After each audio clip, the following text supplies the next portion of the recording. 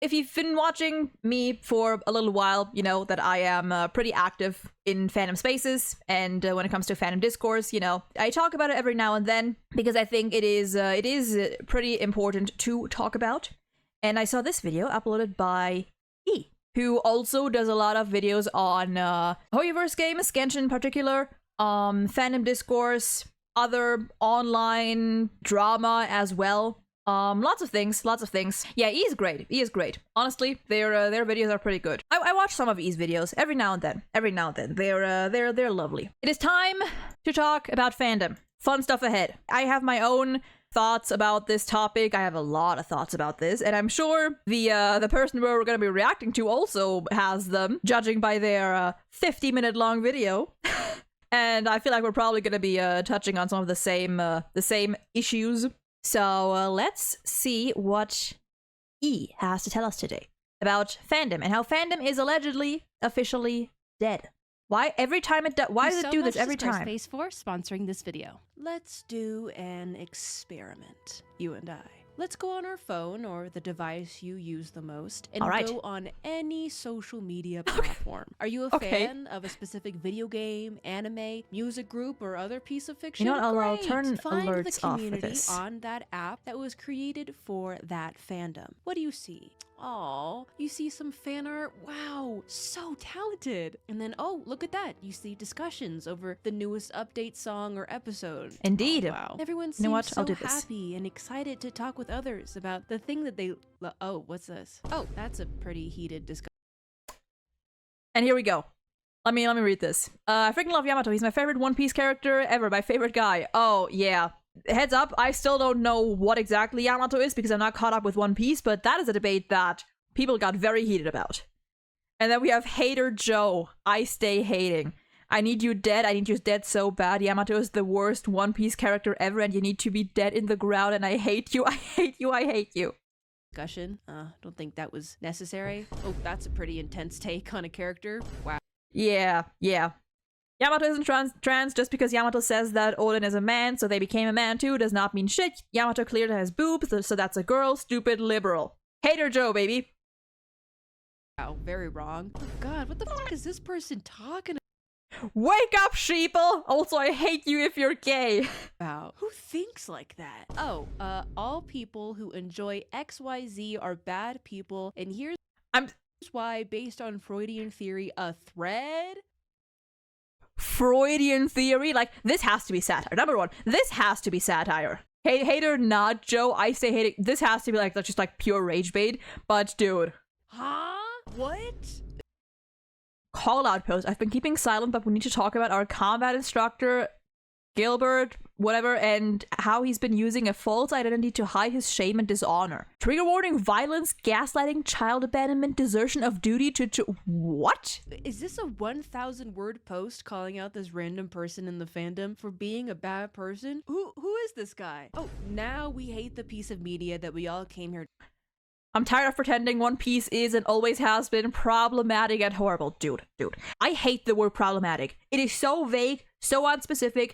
Everything is problematic these days. I cannot stand that word. And if I find anybody posting about how they like One Piece, I will be adding you to a DNI list. I am so disgusted. Jesus. Disgust because it's problematic. Okay, what the hell just happened? My god, I'm exhausted. Are you exhausted? Because my goodness, this is a lot, okay? This was also a pretty step-by-step reenactment of what it was like for me when I first joined the Love and Deep Space fandom on Twitter. It was all love and deep space and fan fiction and fan art and helping one another on fighting tips and talking about how often Silas may shave his chest hair. But the more I scrolled, the more it slowly morphed into this toxic waste zone of like accusations against people's integrity, arguing over in-game content and the morality of some in-game content, and fights within and outside the community based on whatever the new hot take was of the day. But this was just an example of a wider overall culture online when it comes to fandom spaces. I don't know about you, but I'm seeing TikToks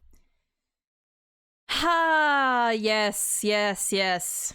of people stating how basic fandom stuff is cringe, such as shipping and cosplaying, and everywhere I turn, a moral argument on How it feels to see fandom new gens that say that non-canon ships shouldn't exist, self-cess is problematic, and headcanons are weird. You mean literally everything fandom is built upon?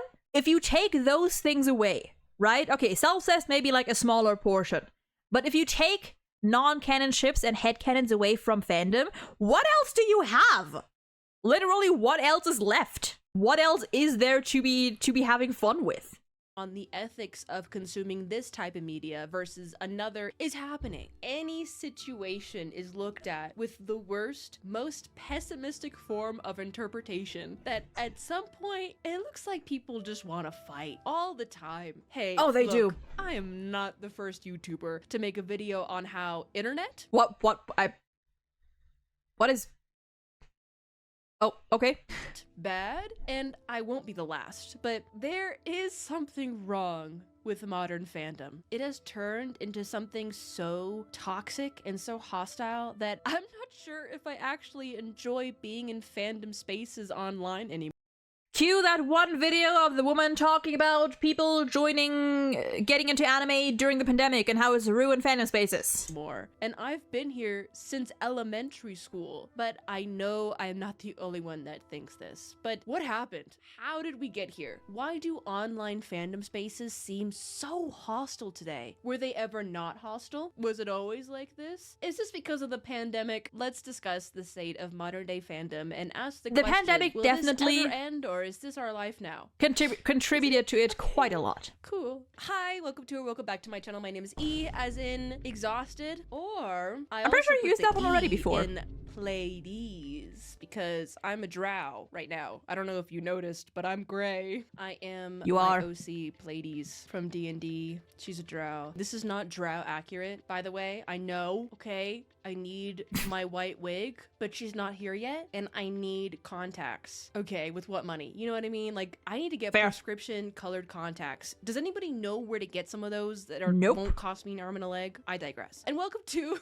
my channel. And today we are going to not be losing our minds. That's why I'm in drow makeup, because I thought it was fun, and we need the little things right now. Whoops, so like, why does it always do that? Be a drow, you know, be an elf. Don't crash out over the modern state of things challenge. Failed already. And with that, please like the video and subscribe, because shall do really if I remember to helps after me the video. Not crash the hell out on a daily basis. And also, I'm a drow, so like I like threaten people's lives.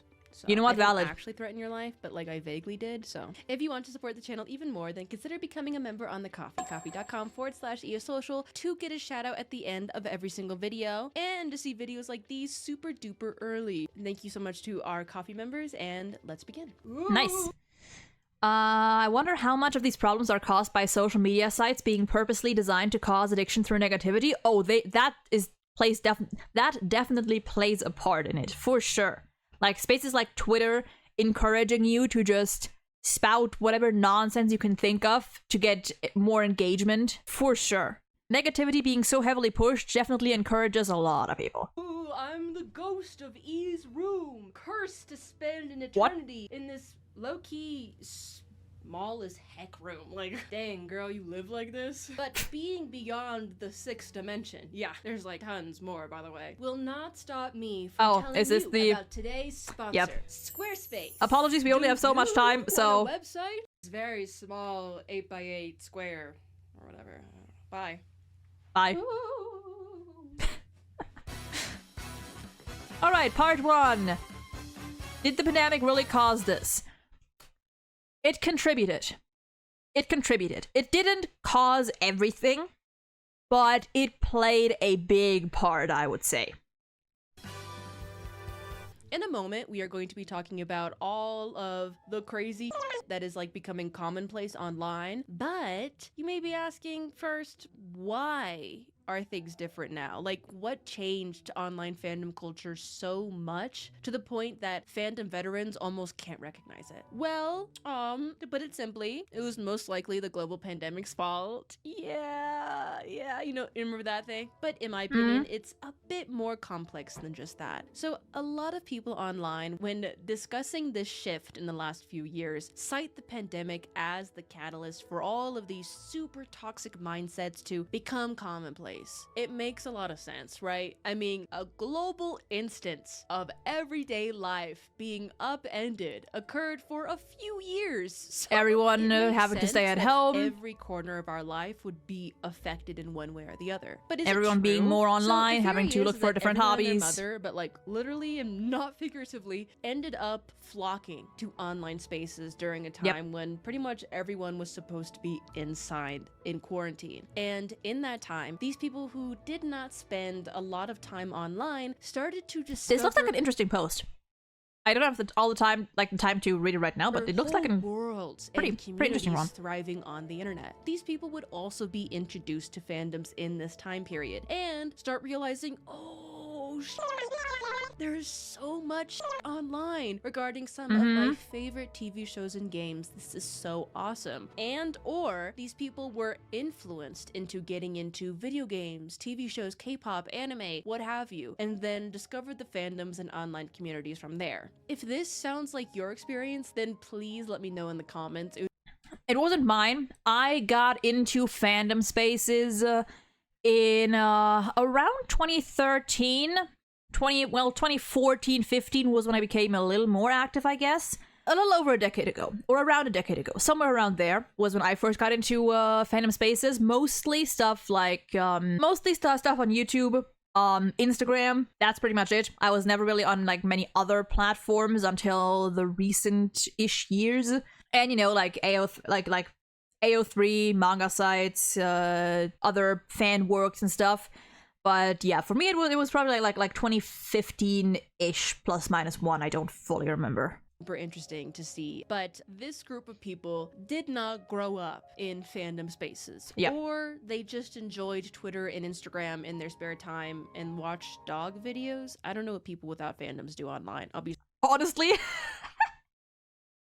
Same. Like online at least. Like what else do you really do online? Like, even if you don't, like, engage with fandom, with people in a fandom, you still engage with the media. What else do you do online if you're not either playing games or watching a show and talking about the show and games and... I mean, offline? Sure, whatever. Tons of things to do. But online, like, what, like, that's, like, to me, that's always been, like, my main reason. Like, I've always been connected to fandom in some way, shape, or form since, you know, being online. I wonder how people conflate being a fan with being in the fandom. Sometimes you see people talking like the fandom supersedes actually liking the source material. Let me just Google real quick what supersede means again. Take the place of something? Overtake. Okay, that's a good word. Thank you. Pardon my language barrier barrier ring. Okay, I think I know what you mean. Like, basically, like, the implication that basically fandoms aren't supposed to be, like, about enjoying said piece of media, that fandom is like a separate thing, sort of, or, you know, fandom isn't actually just about sharing your passion for the piece of media you consume. There's also like people who, I mean, that we had a little conversation about that a while back when we watched, I think it was the video talking about gay ships and why gay ships happen, why people tend to prefer queer ships over straight ones and whatnot. And many people who think that, you know, if you're a shipper, if you like shipping characters, it means that you somehow neglect or choose or misinterpret or misunderstand the source material, and you care more about the shipping aspect than, you know, the actual medium you're consuming, which is weird. It's weird and usually not true. Anyway. In their spare time and watch dog videos. I don't know what people without fandoms do online. I'll be so for real. And just had, you know, zero clue when entering these spaces about the pre-existing culture that has been growing and evolving since like the 1970s. So they entered these spaces, right? They saw a lot of cringe and a lot of weird and decided to share their thoughts on said cringe and weird and made their voices very loud. Thus, with so many new people and people who don't know fandom etiquette showing up online because of the pandemic, leads some fandom veterans to hypothesize that that's the reason why fandom feels so different now and why it may suck big old booty cheeks. I actually agree with this theory to an extent because it makes a Yeah, lot of sense. same, to an I extent. also witnessed it in real time, but also because I did some numbers research. Yeah, get into it. I googled. So to get academic with it, as the kids say, I found that social media usage surged by 20% due to Well, the damn. lockdowns in comparison to life before Makes sense. the pandemic. That's a lot. According to this research paper here that has a really long title that I'm not going to read, but you can read it on the screen. Also linked below. Yeah. And this Okay, why? Sometimes it doesn't. Okay, fandom question. If the character being shipped already has partners and children with those partners, may that character be shipped regardless? Yes. Always. Always. Doesn't matter. It doesn't matter. If the character is already in a canon relationship, if they're not, if the ship in question is in some way, shape, or form weird or would be considered weird in real life for whatever reason, it does not matter because it is fiction, baby! And as long as you respect people's boundaries and you share your headcanons and passion and excitement in the designated spaces, it's all good. Doesn't matter.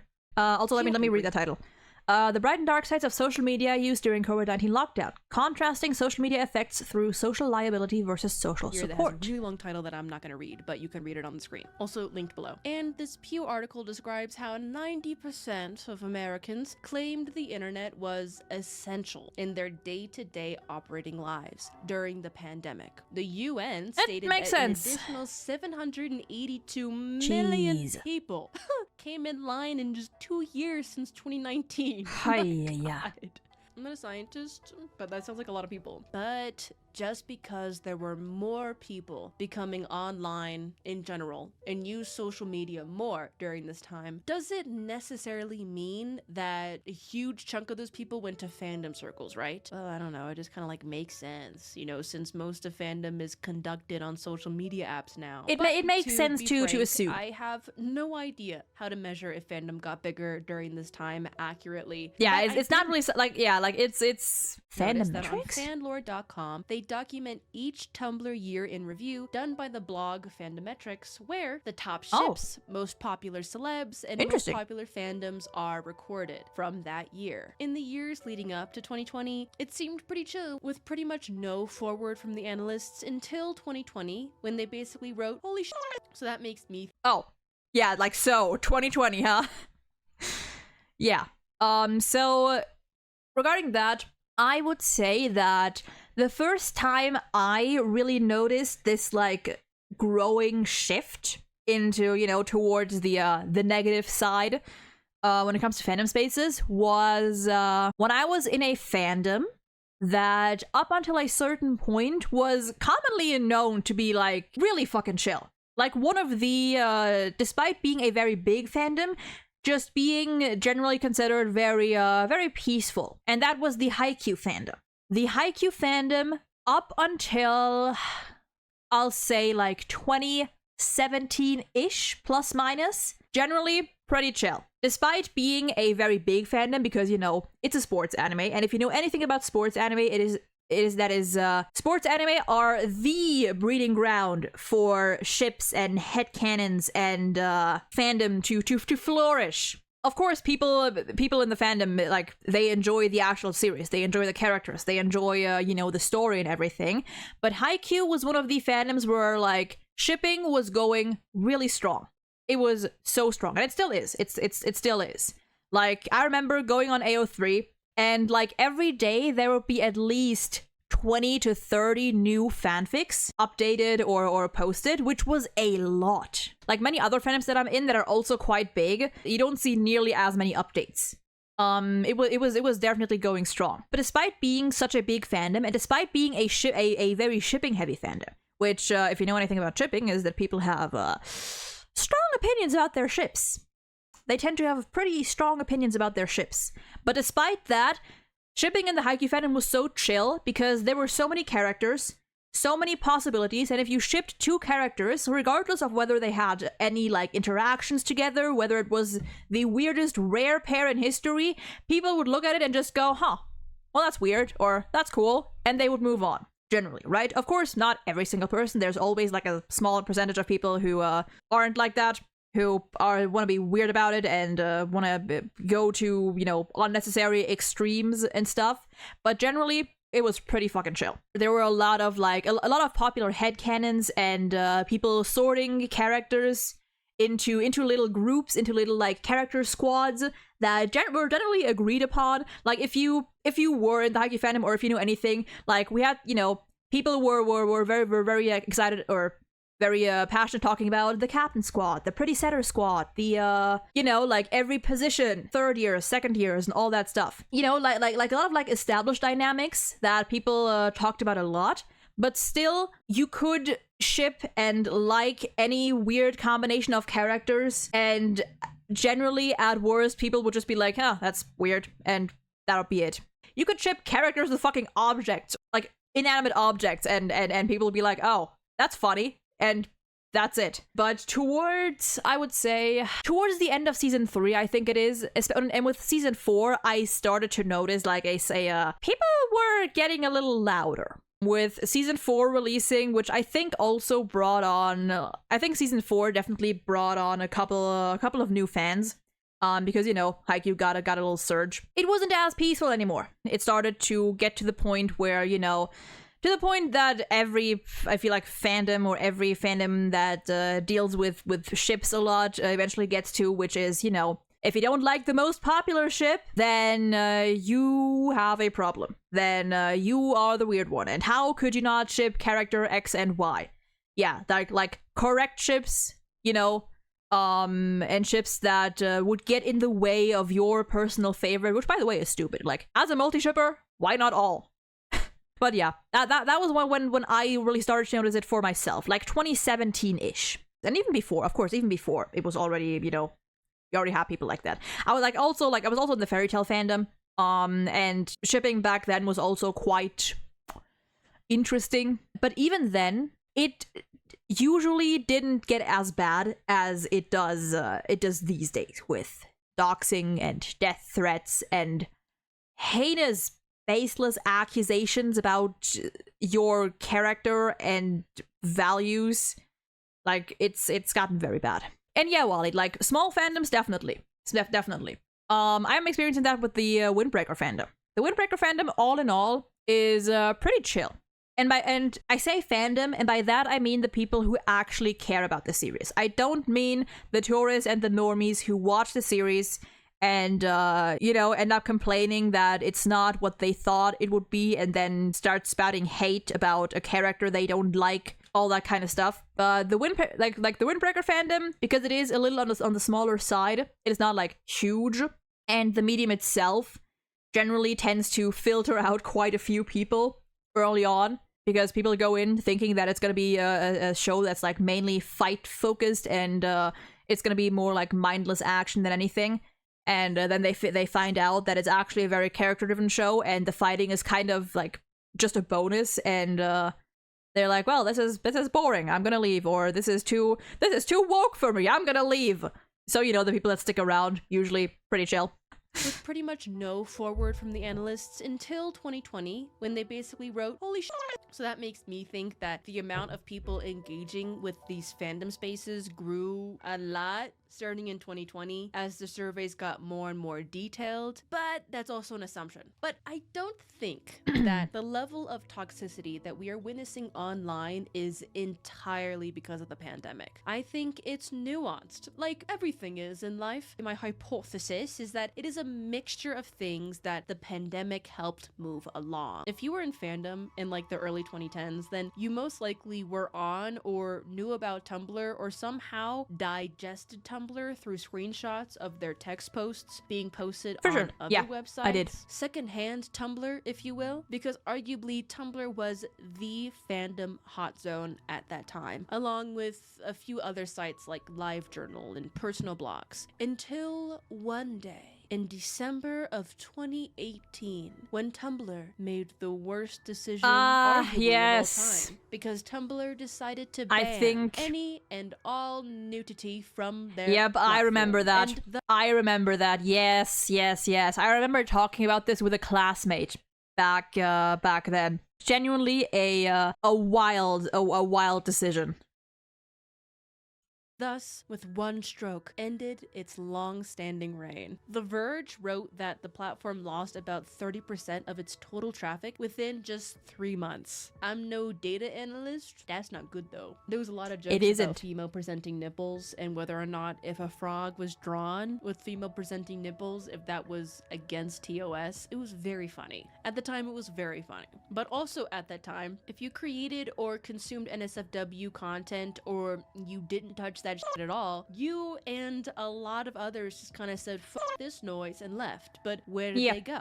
Predominantly, it seems like the most of us went to Twitter. That's what happened with me. And when 2019 and the pandemic rolled around, the younger of new fandom people also went to TikTok, which really took off around that time after it ate musically and became the giga giant Chad that it is today. So, Twitter and TikTok today appear to be the new hotbeds for accessing fandom circles and discourse. Now, this is the part where it gets bad. As we know, I'm gonna say this with kind words, Twitter is in the shitter, LOL, because of elongated muskrat. Rage Absolutely. is the main form of content on that damn It was site. It was bad before, it's hell now. Incentivized with money to piss people off. I don't know if y'all know this, but anger is a strong emotion. And that leads to more engagement on your post, which leads to like, what, $5 if you have a blue check mark? So it is no wonder that whenever you go on Twitter, you always see fighting and bad takes, or you look at the replies on a hit tweet and they're being mean, or they're stirring up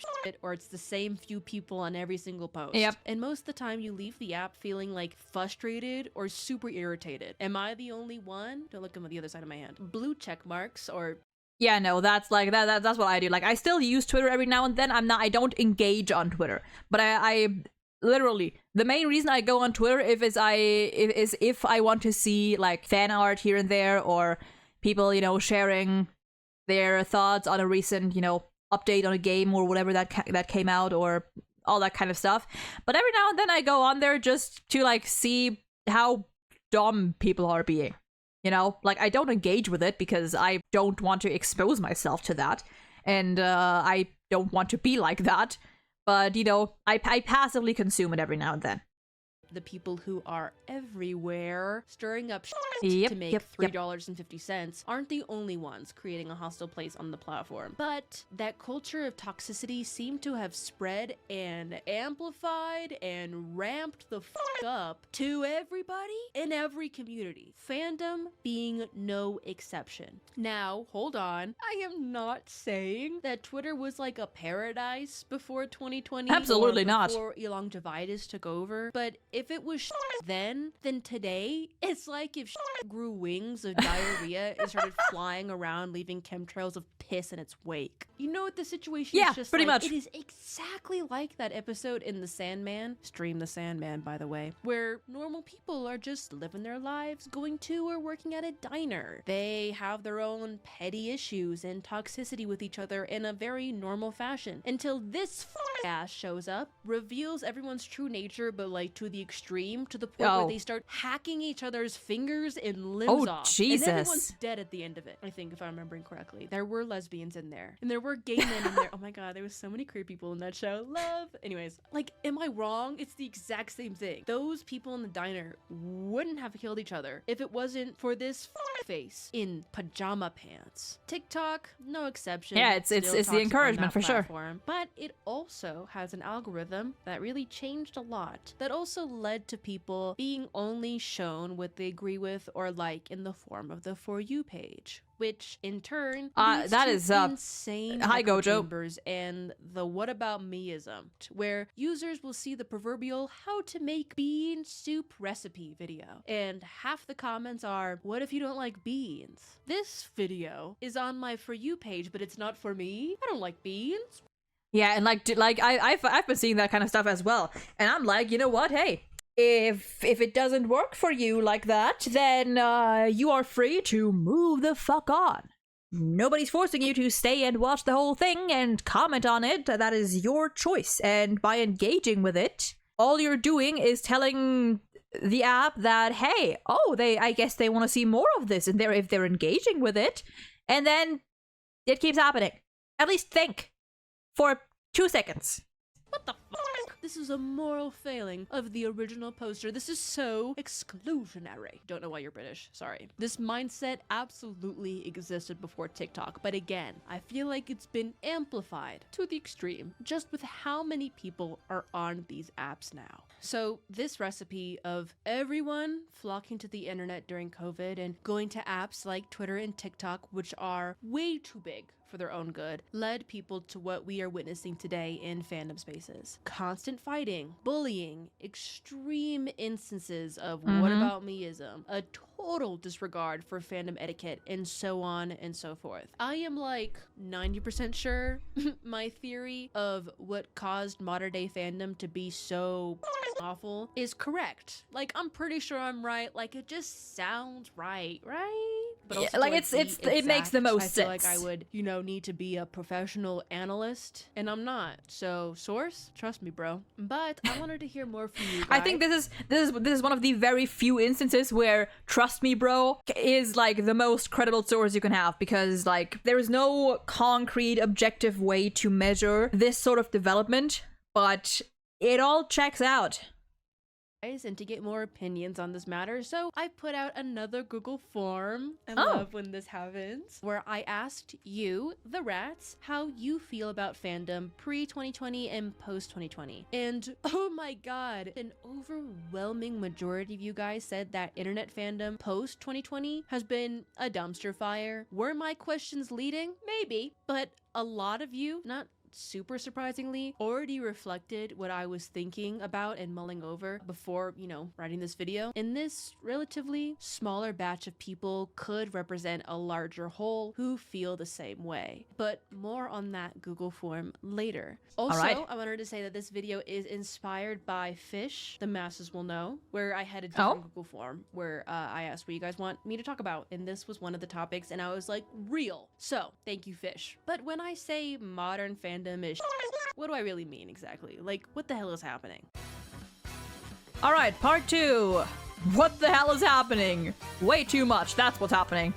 The better question is, what the hell isn't happening in modern fandom spaces? I honestly found it pretty hard to start this part of the video because there's just so much to discuss and there's so many layers to it, and it's difficult to break everything down to a neat little part 2. So I guess we should start by giving some broad categories and some examples therein. So here are 3 of the overall types of trends that are pretty common in fandom spaces these days. We have morality, content, or fandom policing. We have a lack of fandom etiquette or understanding of fandom culture. And of course, the discourse epidemic, which I am guilty of.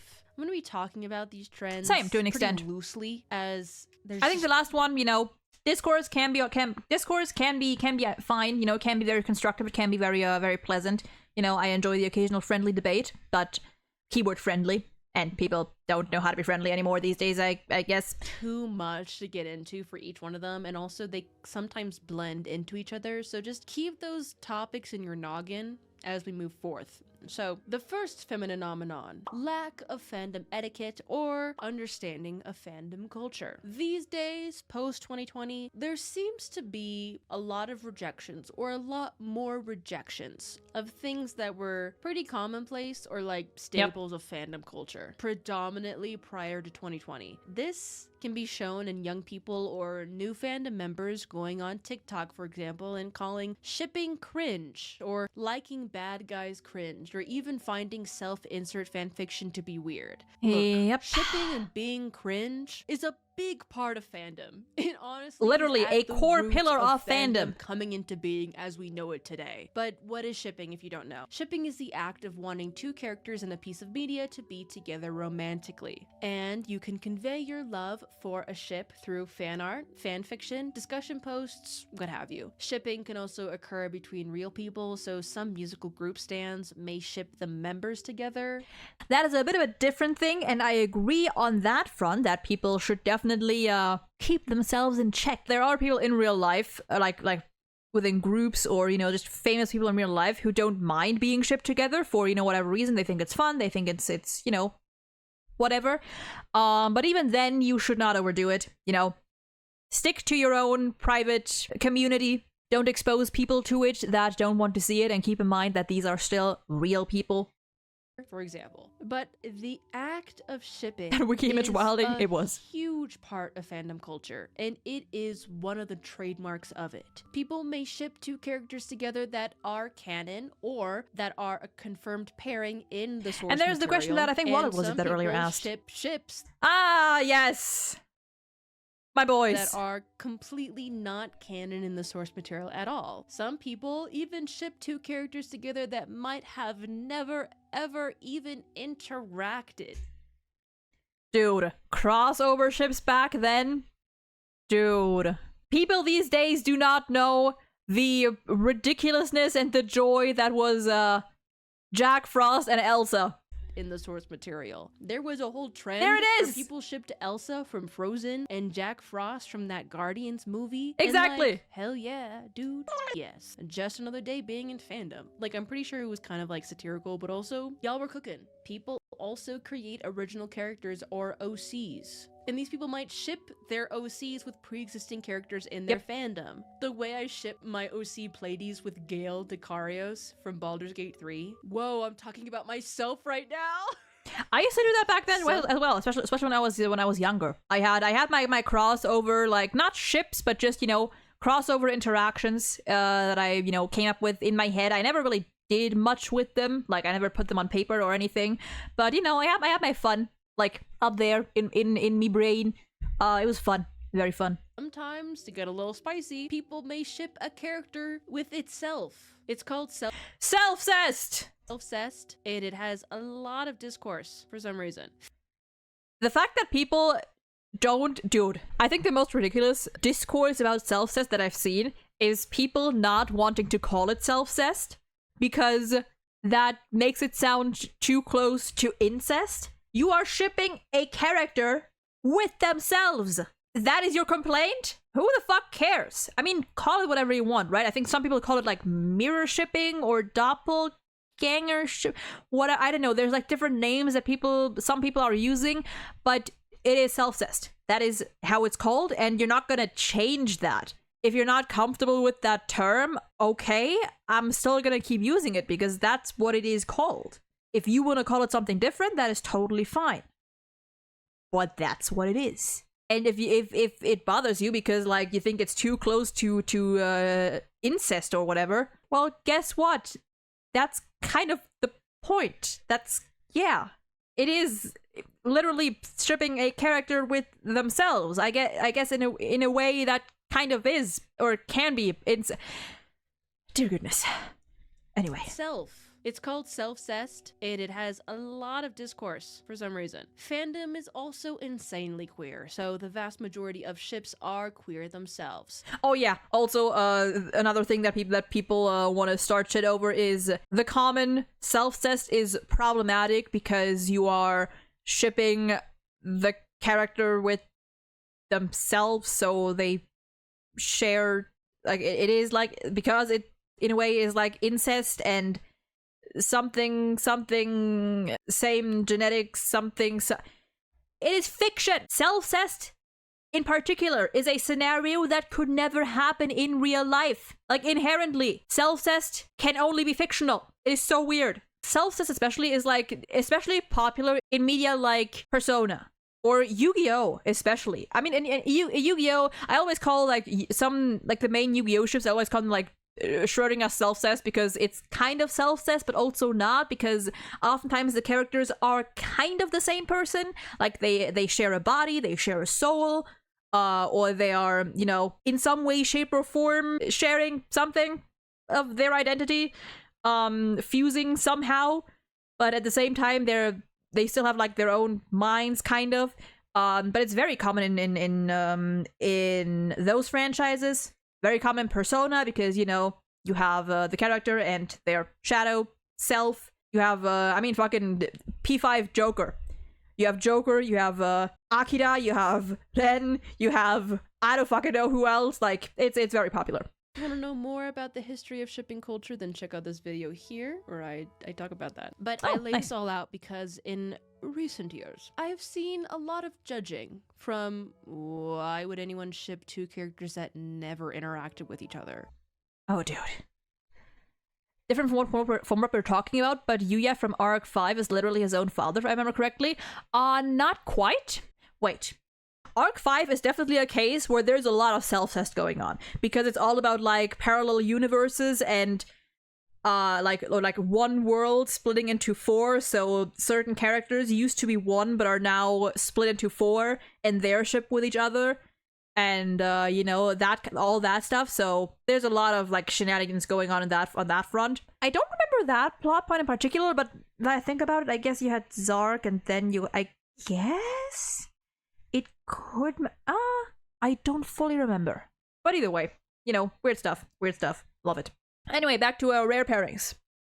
But I lay this all out because in recent years, I have seen a lot of judging from why would anyone ship 2 characters that never interacted with each other? Yeah, that's fun. Why is everything gay? Why can't these these two guys be friends? To judging self-insert fics, to why can't they be dating shipping in general. It's honestly kind of ludicrous to me to see posts like this one trying to denormalize shipping rare pairs when it's like, girl, I'm sorry. I just saw what did I say? I just saw someone saying that everyone should stop shipping characters altogether if it isn't a romance show. Okay, look at series and games that have a very weak shipping culture, a very weak fandom culture in general. Look how those are doing. Look how dry and boring they are to get into. where did you come from? We have been shipping characters that weren't canon or could never be canon since forever ago, since the Star Trek fandom, where Literally Kirk and Spock were shipped all the damn time, and that was the fandom that originated fandom culture as we know it today. The first slash fic comes from that fandom. There's so much history there. This is the ancient Jedi texts that we are talking about here. Like, we have been shipping non-canon pairings since the Ice Age. Girl, where have you been? Who are you? Okay? Theo, Again, if you want to nice. know more about the history of shipping, check out this video right here where I talk more about how important Star Trek was and how important the X-Files were to shipping and to modern day fandom as we know it. So these traditions have been around before the internet. So judging the sacred act of shipping non-canon pairings as cringe is insane to me. That is the actual cringe crazy. part. Look at it like this. Shipping, whether it be shipping canon pairings or yourself with a character, is not like integral to a fandom experience per se. Like, you do not have to ship characters at all. Yeah, it is not integral to the fandom experience. It is integral to fandom culture and fandom existing. You know what I mean? Like, you don't have to engage with it. You don't have to be into shipping at all. But shipping has always been, is, and should, and will forever be a core part of fandom, of any good fandom, any big fandom, any like popular fandom has a strong shipping culture. If you don't want to, but it is important to recognize how huge shipping is to the overall fandom experience and culture. Like, sure, when you go to the beach, you don't have to get in the ocean to have fun. Like, there's plenty of other stuff to do at the beach, like make sandcastles, sunbathe, read a book, etc. True. But people very often go to the beach That's to a get pretty in the ocean. good so analogy, it's kind actually. of silly to go to the beach and be like, why are these freaks in the water? Ew, why are they paddleboarding? What the can we True. denormalize body surfing, please? Girl, you're at the beach. What did you expect to witness? Yeah, when that's you a went pretty to the good comparison, beach? honestly. Same with shipping. It's so weird. It's so weird to enter a fandom and then question, why is everyone so obsessed with shipping? Girl, you're in a fandom. What did you That's the point. expect?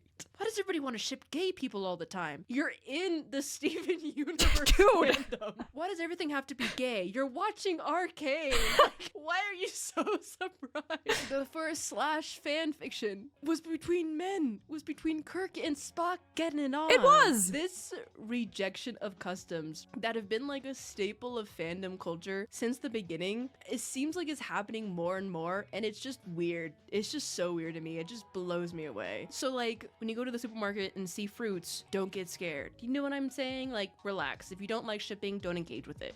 Yeah. Although if you go to the beach, if you don't go swimming, you're a bitch. Well, I guess I'm a bitch. I don't usually go swimming. I mean, I don't usually go to the beach, and if I do, I just, I dip my toes in basically, and that's about it. I don't actually go swimming, but I guess I'm a bitch. In addition to all of I mean, that, well, I have also witnessed we've been new. a shift in fandom interactions where fans see fanfics and fan art as content now, or something to consume and demand. Art from fans is a fun pastime, and it's a labor of love that should not be an expectation for fan artists, cosplayers, writers to produce content for you. People taking times out of their day to share their art with us free, in my eyes, is a privilege, not a necessity. Literally, like, if you complain about the type of content, fan content that someone is creating, just purely born from their own passion about the series, if you complain about that, would you rather pay for it? Would you rather that every single fan artist, writer, everyone who posts like videos and video essays and stuff, would you rather they all monetize it so you have to pay for it and then you can complain? Because that is the only alternative. It's either you have to pay or you don't get anything. There is no, it's okay to criticize some artists or writers because I don't think what they're doing is, up to my standard. Okay, and who the fuck cares? Who the fuck cares? They're doing it because it's fun. They don't have to do it. They don't have to. And guess what? You may not enjoy it, but other people will. And those people may be encouraged to create their own fan content. And that one may be more to your tastes. You may enjoy that one more. And guess what? Then you can read it, watch it, look at it, consume it, and maybe you'll be encouraged to create your own stuff. That's how it goes. In my eyes, is a privilege, not a necessity. I think way more people in fandom these days would rather engage in discourse and yap than like produce fun stuff with their friends because they enjoy it. I feel like back in the day, sharing edits with each other, sharing fan fiction with each other, sharing fan art with each other. Dude, editing as well. As someone who wasn't editing back in like 2016 up to, 2022-ish, editing as well. Like AMVs and stuff. Well, at first it was AMVs, which was, pretty basic. It was just taking a song and putting clips over it, like no big transitions usually. Or it was rarer. Then we kind of moved on to Instagram where, people actually started, instead of whole ass songs, they just took like 30 minutes to 30 seconds to a minute of a song because, that was the limit.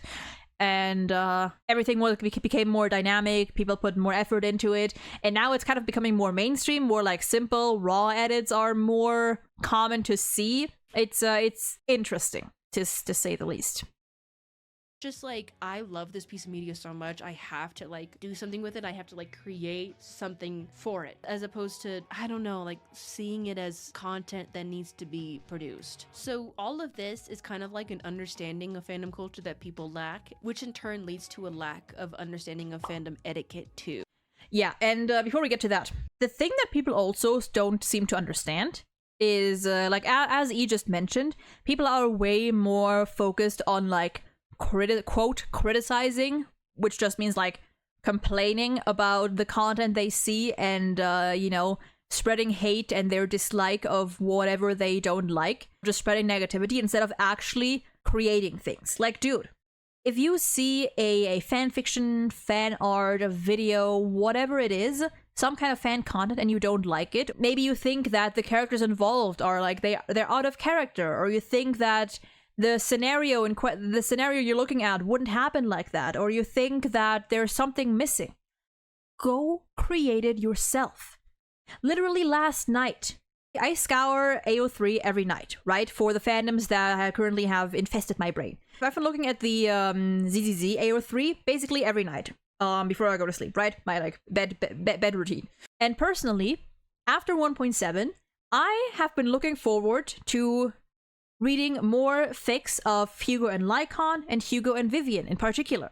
But, with ZZZ being comparatively smaller than, other big Hoyo games like HSR and Genshin and stuff, and also just newer, there's not that much. And I was like, like I feel like I really want to have, I really want a fic of Hugo and Vivian just talking after the 1.7 quest, because like, if you know, like a conversation that I feel like we should have gotten in the quest, but we just haven't.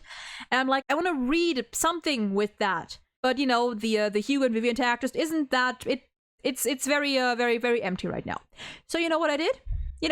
After days of having that thought of being like, man, I would love to see something like that. I took my phone, I opened up Google Docs, and I started fucking writing. I took what was in my head, and I am putting it down. I am putting it into words. Now, I know it's different. Reading something that you yourself created versus reading someone else's creation, of course it's different, right? I probably wouldn't go back and read my own fic over and over because, I made it. But when I finish this fic and I post it online, I post it on AO3, maybe, there will be other people who read it, who enjoy it, who share their thoughts, and maybe, at some point, one of them could look at it and be like, hey, you know what? I can also write something based on this, like inspiration as well. And like, you don't have to be good at it. Like, I wouldn't consider myself a great writer. I don't think I'm bad, but I wouldn't consider myself like a fucking poet, or like a master author. No, but I write because it's fun and because even just getting my thoughts out there in some way, shape, or form already helps. If you want to see something, just create it. Just create it. And eventually it'll catch on. And what is fandom etiquette? Well, part of fandom etiquette was usually just saying, like, live and let live, to each their own. Because in my day, fandom etiquette was generally enforced through the tagging system in whatever platform you used. People would usually tag the art they made or the fics they wrote, and those that finding fan art today on social media can be so difficult because people don't tag anymore. On Tumblr, or look up those tags on AO3, or engage in that content at all. Of course, there were still ship wars and debates and debacles, but usually, generally, from what I experienced, people kept their own circles and kept their own tags and generally only engaged with the stuff that they wanted to. Today, couldn't be further from the truth, babe. Back then, in the height of Tumblr and personal blogs and LiveJournal, all that stuff, you would go to the blogs or the tags that you wanted to interact with. Nowadays, it's more just a hodgepodge of bullshit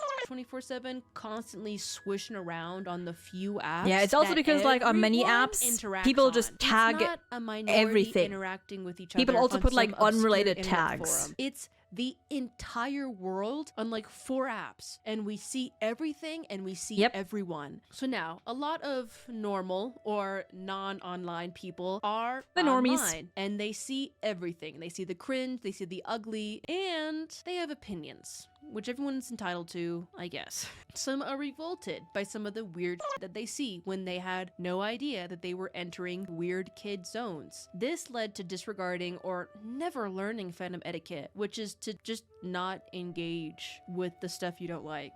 And even further, people also try to like make fun of this idea of fandom etiquette and fandom culture. They like mock people who use those terms because they're like so caught up in their own bubble of just hatred and thinking that it is okay and valid and acceptable or whatever to invade people's spaces and try to force their views on others. Do you realize that the idea, the concept of fandom etiquette is also for your sake? It is also so you don't see things that you don't like. It is so that you know where to look for things you do enjoy.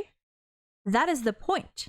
We're not just trying to enforce these rules for our own comfort, but also for yours. People complaining about seeing like not safe for work art and gore and other quote taboo subjects on and opinions on fiction don't realize that if you actually stuck to the concept of tagging your posts appropriately, not engaging with things that you don't want to see, those 2 simple things, everything would be so peaceful. Just think logically for a second. This paired with this rising tide of conservatism washing over everywhere, the bullying started to happen more and more, which leads us to the morality or content or fandom policing online epidemic. I've touched on this topic of morality and fandom policing online in my video on, fandom policing here.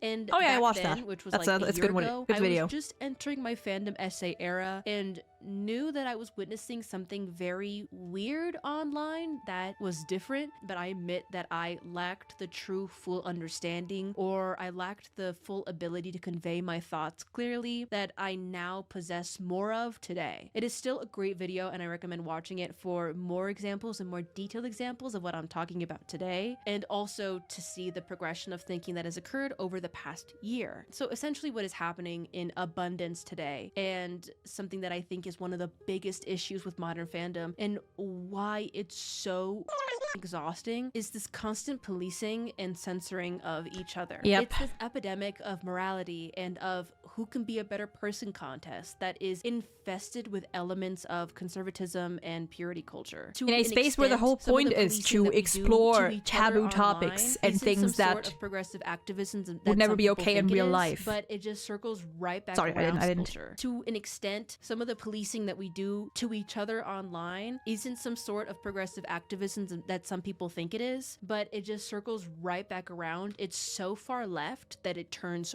radically right. A really good example of what I'm talking about is this post saying that girls who only stan boy groups are so misogynistic, but what do you expect from dumb, stupid women? Fans want cool, like, dude, new, interesting works of fiction. Like at this point, it's like left or right. It's just a circle, you know. Like at some point, you go so far left that you come out on the other side. But not too new or too dark or too taboo. You can't make any TV show or video game or fan fiction that deals with weird, dark, taboo up because people view depiction as endorsement. Oh, this video game has incest in it? Then the creator supports incest, and everyone who plays it are incest freaks, which completely ignores the fact that this hypothetical game makes it pretty abundantly clear that the characters are bad people. They're the only instance in which I think it is okay to condemn someone for the type of fiction they create is if they openly state that they support it. If someone makes a game or writes a book or whatever about a topic that is considered taboo in real life, like say for example, like all kinds of, murder, incest, abuse, whatever, and people think that it's, not doing the topic justice, it's romanticizing it, which is inherently a pretty fucking subjective, like the idea of like romanticizing something, they think that. It doesn't fucking matter. As long as the creator doesn't come out and say that they actually think this kind of subject or this kind of activity or whatever is good, that it is correct, that they support it, that they condone it, then it doesn't fucking matter. I could not care less about what kind of content you consume or create as long as you don't hold those values in real life. Even my dog agrees. Whether it's a game like this, whether it's, anything like the most heinous shit you've seen in history, doesn't fucking matter. Doesn't fucking matter. As long as the creator doesn't come out and say, actually, I think this is good, I condone this, who cares? Move on. You can criticize it. You can criticize the depiction of a certain topic, if you think that it is in some way like inaccurate, or the creator may be conveying a different message than what might have been intended, or that they may be conveying a more harmful message than intended. You can criticize that. That's totally fine. But it's about respect, and it's about acknowledgement that fictional content or fictional preferences do not inherently reveal anything about that person's real values towards real people and real life issues. Anyway. Horrible, bad people, and it's viewed and portrayed in a pretty gross way. But no, because incest is in the game, it immediately means this game is morally corrupt, and y'all are freaks. You cannot miss a conversation, no matter what fandom you are in, of someone calling every person who ships this ship a bad or morally corrupt person. Fans call other fans abuse supporters if they ship Farina and Arlecchino from Genshin Impact because one was a little mean to the other one. This ship is sibling coded. You can't ship them is not a new argument, but it's a lot more prevalent these days. If one shipper hates another ship that's not their own, as opposed to just saying, I don't like Javik from Arcane, people will find some moral excuse to hate it, so they feel better about themselves. Dude, Black Butler is all I'm gonna say to that. Black Butler. If normies, and I'm gonna keep calling them normies because that's what they are. They don't want to actually engage with fandom. They want to consume and complain about anything that isn't tailored to their tastes. If these people saw how insane people go over Ciel and Sebastian and many, many other questionable ships and pairings and characters, and how the author themselves is, you know, very much feeding into it, they would go absolutely insane. They probably already are, but dude. Like, oh, I hate Riolet from Genshin Impact because it's technically grooming if you look at it from this angle. Or, I hate... Because they met once in court when Neuvillette was presiding over his trial, which is still a fucking wild argument. How long do your legs have to be for a leap that gigantic?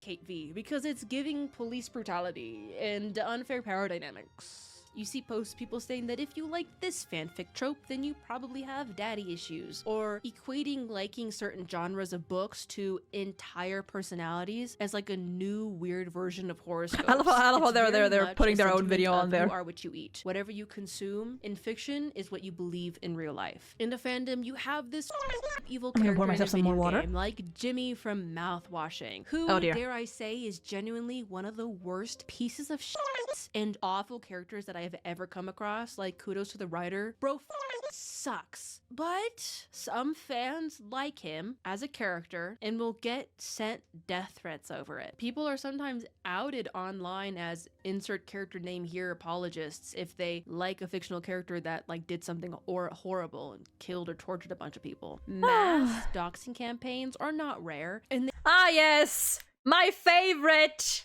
Kyluk, my beloved. What are they saying? I really wish Kyluk was illegal so I can put them on trial. I respect everyone's ships and opinions, but ships like this, just why? Oh, you sweet summer child. Anyway, I'm a Kyluk shipper. I love Kyluk. They run to docs and expose fan artists for drawing a ship that is sibling coded. Even though the characters aren't like related by blood, there still is something like weird going on there, so you're morally corrupt for shipping these two characters. Just like the Kyluk Genshin Impact phenomenon. Yes. That's a long story. People are sent— I actually did get hate for that, for one Kyluk edit that I made that wasn't even like inherently shippy, although I, did imply in the caption and stuff that I actually did ship them, but inherently it wasn't even like a ship edit or anything, and I had minors DMing me and calling me like accusing me of supporting incest and making like weird comments about like if I like my siblings, whatever, and even going to my girlfriend for that. Like, these kids need help, plain and simple. These children, and really children, because oftentimes it is minors, these kids need help. They need fucking therapy. Death threats and literally get mass bullied because they follow an artist online that makes weird taboo stuff. If you are a girl that ships guy characters together too much, or you need too much boys love, then you are a disgusting fujoshi. But what can we expect from dumb, stupid women? These are usually all ideals held by antis or anti-shippers, which is a growing culture online that is very particular over what kind of fiction should or should not exist, or should or should not be consumed or enjoyed. It is like a morality contest every day, and it's just tiring. From what I understand, pro shippers are just people who are like, you can ship whatever you want in fiction. They are. I don't care. They are. I don't want to be called either of them. And by the way, The pro in proship does not stand for problematic. It is a prefix, whatever you call it. I forgot. It means for. It means for. F-O-R. It is not an abbreviation for problematic. The pro part in proship is used as it is for any other word. You know, if you're pro something, it means you support that thing. Just putting it out there. Because there's quite a few people who don't know about that or who try to twist that word into something entirely different. I don't like any of you guys. I think we're taking this all a little too seriously. But let me give you a more concrete example. On Tumblr, during the height of Supernatural's fandom peak, y'all remember that show? I think I know where this is going. From the fandom was Wincest, the ship between Sam and Dean Winchester. You know, the blood-related brothers. Hey, look, I was huge on Supernatural during this time. Fun fact, I actually didn't know at first that these two are supposed to be brothers, and I never watched Supernatural, but I was like, hey, they seem cute. Forever. And I heard about Wincest, but I actually never saw like any Wincest art on my Tumblr feed because I just never engaged with that ship. Like I simply just never followed or engaged with that tag. And from what I understand, and it can be that was, easy. Like, pretty prevalent. Like people just liked shipping the brothers together. It weirded me out when I heard about it, and it still weirds me out to this day because I know the characters so well, and that just aches me out. But I never saw it. Like, I just never saw that content. But now it's not that simple. Apps like Twitter don't really have that level of tagging system to it. Yep. You are kind of just constantly fed things through the algorithm. And that's why we love Blue Sky, because Blue Sky has their own feeds, and, you know, tagging actually works to an extent. Shut the fuck up. Easily blend with each other, and sometimes you don't want to see gets fed to you. This does not lend itself well to practicing good fandom etiquette. This leads to people maybe seeing taboo ships and getting grossed out over it. But it's been extremely radicalized today. It's no longer having a reaction of mild disgust. It's a full-on reaction of violence, and it's something that I've talked about before on the channel, and it's something that I'm actually concerned about just because of how radical it is. So if Supernatural, the hit CW show, was huge today, yeah, there's also people who ship Lily and Lynette or Ether and Lamine. Yeah. Oh my god, it would be insane. Wincest would be villainized. Friends would stop being friends with someone if they found out that they shipped Wincest. For sure. Mass doxing campaigns would happen to Wincest fan artists, and death threats would be sent in droves to Wincest fanfiction writers. Back before the explosion of fandom, Wincest enjoyers just hung out with each other, and people like they were just vibing. Enjoyers would just interact with each other too. When I first heard about it, I went, ew, okay. All right, not for me. Sorry, I really don't like it. But I would never in my life, when presented with a Wincest supporter, would I ever track down their entire internet history and presence just to find dirt on them to prove my point that all Wincest enjoyers like that is the main point, is that I've never of course fandoms have always been toxic to an extent, but it wasn't this bad. We have expose threads of people following this one artist or following this one ship or enjoying this one ship. The whole internet presence will just be completely explored just to find some dirt, just so we can excuse our hatred for them. Sure, you know, pre this explosion, there were ship wars all the time, and there were arguments when two sides of a ship overlapped. But from what I saw, no anti-Wincest people made exposing threads of Wincest fans trying to expose them to be a bad person in mass. In fact, I would say that even back then, like, of course, some people would get heated and like death threats and stuff were probably here and there. But if you went to such lengths, I feel like even the people who were against us, like even the people who were, quote, on your side, would probably have looked at it and gone, okay, that is insane. Like, what are you doing? I am sure there were a few pioneers back in their day, but never to this extreme. I really point this out and tie this to this rising tide of conservatism and purity culture that leads to such drastic reactions to anything that isn't pure or wholesome. And I understand that people dislike when I and others use the term purity culture because, historically speaking, purity culture was very extreme and caused a lot of pain for women. And it's a very strong word and phrase to refer to an extent it is kind of silly to equate such a thing to fandom squabbles, but it is not incorrect to state that what is happening now stems from purity culture talking points and ideas. Definitely. It's like definitely there's a lot of overlap. And it definitely has the potential to escalate to that extent. The general idea of the type of fictional content you consume and enjoy represents your real life morals and values. Like, that is, people don't realize how incredibly dangerous that is. It's not just like, oh, silly fandom drama or whatever.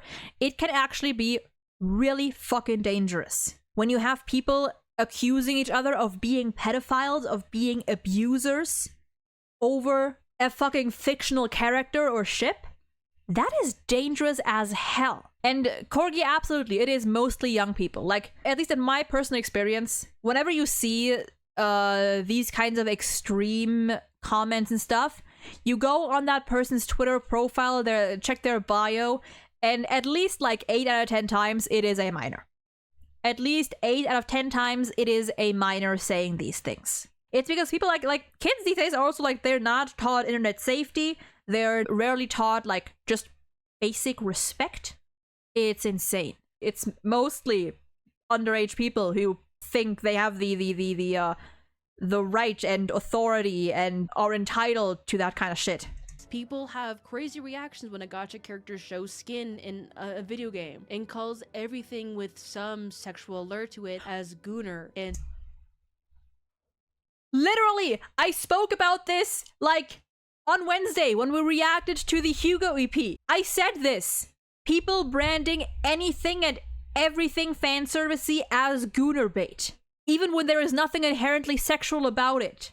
And bad and pervs and gross, you know, being very anti-sexuality and anti-anything that isn't pure and wholesome. No taboo ship can be shipped. No game or movie that has dark material in it can be enjoyed without it reflecting on you as a person. And you are morally corrupt for enjoying anything that isn't sunshine, rainbows, and dude, Wally, me too. You know, it's very conservative. It's very witch trials. It's very sex pest. It's very anti everything. But of course, if you're like under 18, yeah, don't interact with adult content. I'm not saying that. I'm just saying that, yeah, weird art should exist. But I know for a fact that I'm going to be taken out of context, and I know in my heart, absolutely, in my soul of souls, that this portion of the video where I talk about fandom policing will be purposefully misinterpreted and seen in like the worst light imaginable. Oh, people will no find doubt. some way to twist the words that I'm saying into something like really gross and really bad and really disgusting. But like, it is what it is. You know, I can't do anything about that because that is just the culture now. There is no benefit of the doubt. There's no. I don't even want. Honestly, I don't even want to call it nice culture because it's not like a real culture. The worst. There's nothing positive about it. It's just the worst possible interpretation. Hatred. People will look to have. I like pancakes. Oh, so you hate waffles then? No, pretty it's much a whole different sentence. It's very much that meme. Okay, that's the culture. I will have comments, I assure you, of people saying that I want to corrupt children with like evil f***ed up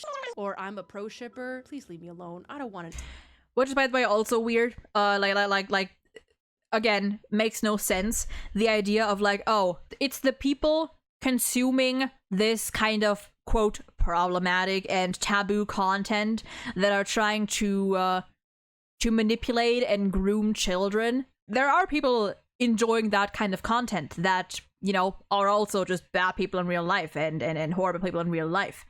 But the idea that that is the medium they would use?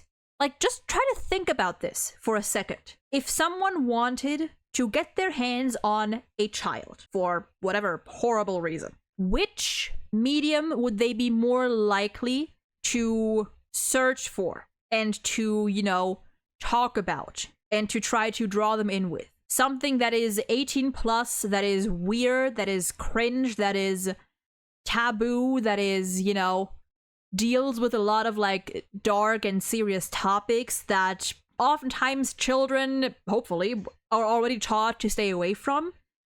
Or the quote child-friendly spaces, the wholesomeness, the media that is targeted towards a younger audience. Which one do you think is more likely to attract these kinds of people? Which one do you think makes it easier for these people to get close to kids, to, you know, build up some sort of relationship, some sort of trust, and to take advantage of them? it's not gonna be the show or game that deals with heavy like abuse and addictions and murder and other, you know, dark stuff. No, of course. Like, where is the logic in that? If you want to gain someone's trust and take advantage of them, you're gonna try to insert yourself into their space. You're gonna try to make yourself seem safe and wholesome and kind and trustworthy while antagonizing those kinds of people who consume this kind of content. That is how it usually goes. Why do you think so many cases of abuse and assault and sexual assault come from religious people, come from family members, you know, people that are deemed trustworthy and that are deemed to be, quote, good, that have like correct and good and wholesome values? Just use your remaining brain cells for 5 seconds and realize that is the way more likely scenario. Anyway, sorry. Up children with like evil up or I'm a pro shipper. Please leave me alone. I don't want to get any of those terms. Or like give me worse allegations than that because I tell people to mind I zoned out halfway through. Online. Fair. I am not a taboo enjoyer. I do not seek media with very strange, dark, and up fiction. I do not indulge in that side of the internet because some of that content makes me very uncomfortable. But I and that is valid. Don't want to tell. And the thing is that even if he did, it would be totally fine. Like either way, it shouldn't be like a reason for harassment. Person I am after sending a person death threats over something fictional. The reason why this whole thing bothers me so much, it's not because it's super toxic and it makes the fandom environment just not fun to be in anymore, because every little thing is found the worst of in anything, to the point where you can ship 2 consenting adults in a piece of fiction, but because their relationship is kind of like brother sister or like kind of familial, though like nothing is blood related or whatever, people will call it sibling coded and will call you a bad person because of it. Like, it leads to that level of extremity that I find very concerning. I don't think extremity in any situation is good. Radicalization, I do not believe is a good thing, no matter in what direction it goes. And this is beyond fandom squabbles. I've said this before in previous videos, and I will say it again till the day I die. This is a problem, not because I want people to be freaks or whatever. It's because this is a really real issue, especially present day, of censorship. It's not a good thing that we have young people on the internet trying to censor and stop art from being created. That's not a good thing. Censorship in any way, not a good thing. We are reinforcing these like conservative ideals, but more on that point a little bit later. I just don't understand why we are so goddamn angry all the time. Part 3! Did it really used to be better? And conclusion. I would say it used to be back in my day less bad, at least. But was it really better before COVID? Like, were fandom spaces any less toxic than they are today? Like, are we just looking at the past through rose-colored lenses? The answer is yes and no. I mean, for example, the absolute insanity of the Voltron fandom, where people were mass harassed for shipping some ship that some people argued were sibling coded between the Voltron That was another big that whole one. Thing happened before the pandemic, so this has happened before. So I'm not saying all of this is like exclusive to modern day fandom, but modern day fandom is more toxic than Voltron in particular probably did like also fuel this whole issue a lot, because Voltron was also very popular in Western spaces. So that probably contributed quite a lot. Due to the fact of how and you know the nature of the show itself, I guess, it's to an extent. So big. There are so many people now, so it's just more rampant. There were ship wars, and there were mean people and doxing and death threats over silly shit before in the days of old, but it was not so frequent and not so huge. I asked all of you in the Google forum if you feel like fandom is different these days, and as I said earlier, the overwhelming majority of you said, yeah, it feels a lot less chill now. as you see, many responses point out how the bullying and toxicity existed before, but just got much worse. Yeah, people have a lot of thoughts. Frequent. And I'm not gonna read all of them, but they're kind of scared to even interact with fandom anymore. One poster recounted a famous moment in the Bungo Stray Dogs fandom, which is an anime, by the way, regarding an NSFW food play fic between two characters, and someone wait. I gotta check which one.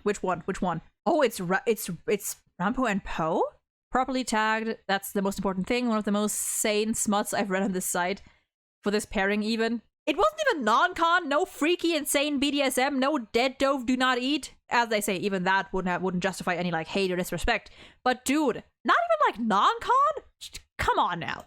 On TikTok, and of course that TikTok blew the up to the point where there were so many comments on the original fic on AO3 of people talking about how traumatizing the fic was. This is such a good example of what I've been talking about this whole video, because there's no algorithm on AO3. It is built just as God intended. Dude, even on AO3, that is the wildest thing. Like on AO3, you have to look for these types of fics. Like AO3 has one of the like most elaborate filtering systems. You can filter for like major tags, like major character death, non-con, fics involving underage characters being caught up in unfortunate situations, in weird situations. Like you can filter for word count, release date, crossover or not crossover, ongoing or finished, language, of course, specific characters, specific ships, very specific, hyper-specific tags to include and exclude.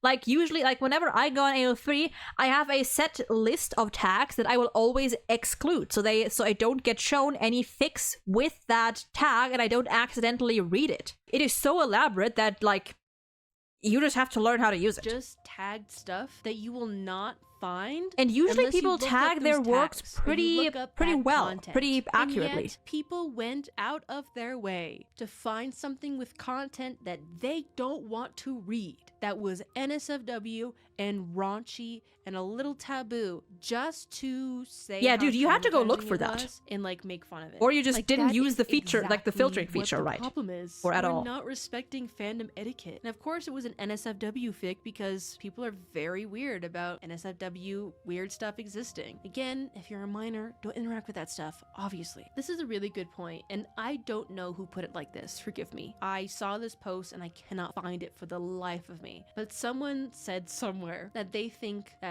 the pandemic caused the normies to enter weird It's that woman, spaces, yes, and then got freaked out when they saw the weird kids being weird. Again, I want to it's that video. There are a lot of things, and there are a lot of types of fictions that freak me out, give me the ick, or make me super insanely uncomfortable, just like with Wincest. But I would never go out of my way to find a Wincest tag on AO3 to read fanfiction of it and make myself uncomfortable, and then harass that person in their comments over it. I believe as long as no one's being actively hurt, then there does come a time when you have to say it isn't that serious. Because very often in our crusade to stop someone from being weird with fiction, we end up hurting real life people in censoring art. If we continue making it normal to censor each other based on art and fiction, then hey, to put it very bluntly, guess who's helping fascism grow? Absolutely, guess who's fascists? Guess who's helping dictators? Very not fun fact. The first thing whether you want to admit that or not, you are helping those people.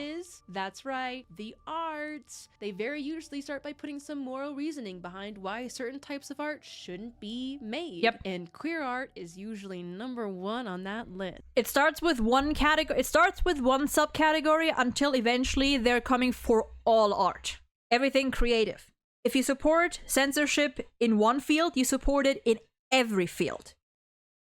That is true, by the way. Dictators go after the arts first, and they very usually pit their citizens against each other, where there's a lot of, tattletaling on each other. That's where I'm coming from. I'm not coming from some weird ass place. I'm watching the news, and I'm seeing the same hateful rhetoric in the spaces that used to be safe for me. And people on my channel have heard that before, have heard me say this before, and I'm just gonna keep saying it because genuinely it scares me. It scares me seeing young people act like this. My conclusion to all of this is that it is very concerning. I'm tired of the constant fighting, of the morality contests, in the thought pieces, and the ethical discussions surrounding Cookie Run Kingdom. You know, I'm just tired of watching fandom and queer people, because a large part of fandom is made up of queer people, eat themselves alive. And the problems range from new people coming in and saying how cringe shipping is and can we please stop shipping non-canon pairings anymore, to making it genuinely an unsafe place for all of the weird kids who use fandom spaces to get away from the mean kids in their lives. Sorry, I didn't mean to make this video kind of heavy towards the end. I've already done. I mean, it is videos. like, I don't mean to make it heavy. It is a heavy topic, whether people want to acknowledge that or not. It is a heavy topic. I want to get it across to people because I just think now more than ever we need to hear it some more. So yeah, hey, if you are just finding fandom or you found it super recently in this new era of the internet, then do not get me wrong. I truly and passionately welcome you. Like, yes, fandom's amazing. Without fandom, I don't know who I'd be today. Genuinely, fandom has been such an important part of my life. And it's been such a joy being able to share and explore and indulge in my favorite TV shows and indulge in the love I have for my favorite video games or favorite anime or whatever. Like, that changed my life. Fandom is so important to me. And I want that same joy for you too. Let's talk about Gojo from Jujutsu Kaisen and how hot that man is. Let's fucking do it! Go ahead! Let's be cringe. You do you! Such a joy. That is such a freedom to that. And I want that for you too. I welcome you, girl. It's just as long as if I want to talk about, you know, I want HSR characters' chests, I will! I want you to cringe the fuck out together and make art of you and your favorite character kiss it. And then make like old man yaoi out of the cookies from Cookie Run Kingdom. I don't know what y'all do. I welcome any and everyone to fandom. Just don't be a kid. Those are my final words on that subject. Anyways, what do you think about fandom right now? Is it in the right now, or are you just like not noticing anything and you're just it's bad. It's very bad. What is your take on people disliking shipping? What is your take on this weird like fandom policing conservative wave that is just intense? Please let me know your thoughts in the comments below. In the comment sections on my channel, we always have such fruitful discussions and you guys are very erudite and very respectful. So just be respectful with each other and have civil conversations, and that is all I ask. Again, I have talked more on this act of fandom policing in this video here, and also I did a video on Kailuk from Genshin Impact that is very controversial and has a lot of discourse around it, so definitely watch that if you are aware of that situation. I definitely think it's also an important message to talk about. Please like and subscribe if you haven't already, because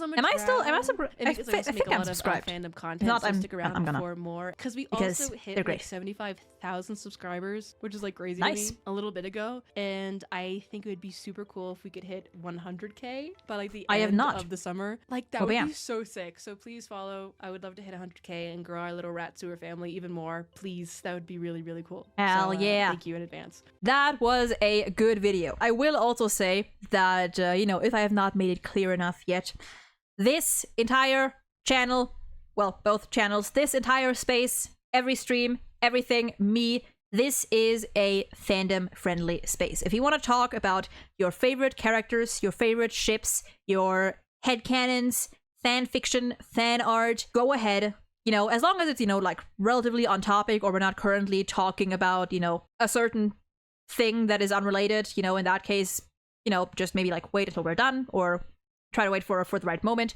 But besides that, yes. And if you have, like opinions on certain fandom related issues, or even non-fandom related issues, you know, you are free to share them whenever. Well, not whenever, I just said when, probably to, you know, wait for the right moment. But you are free to share your opinions, your thoughts here about whatever, as long as you are respectful, as long as you respect people's boundaries, my boundaries, you respect the rules, and you approach the topic with understanding. So yeah,